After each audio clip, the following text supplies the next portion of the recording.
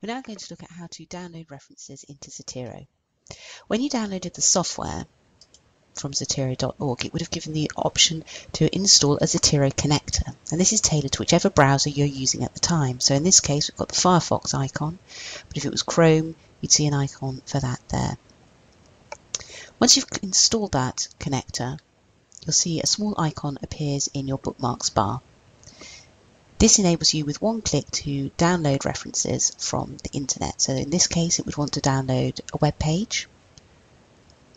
If we're on iDiscover, we've conducted a search and we've got a number of different resources we could download. It'll be this folder icon. If you click on the folder icon, it will let you choose a number of resources to download. You can see those saving to the library there. Or if you click on one specific title, you'll see that that folder icon changes to a book. Click on the book and again it is saved to my library. And that icon changes depending on the sort of information you're looking at. So again, we have a folder icon because there's a number of different articles we could save here. Or we can click on one individual title and it changes to a page. We can download Webpages.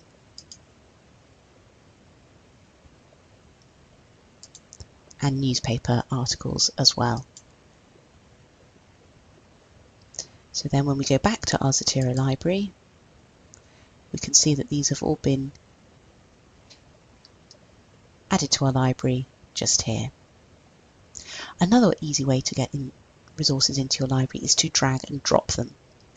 So if you've downloaded a PDF from the internet, you can click on it, drag it, hover over Zotero when it's open in your toolbar and drop it in. As you can see, the PDF link has been created here, but it's created a top-level record, recognising it's a journal article and pulling out all the relevant metadata. If you find that you can't drag and drop something into your library or you are unable to download metadata from the internet, then what you can do is go to File and create a new item.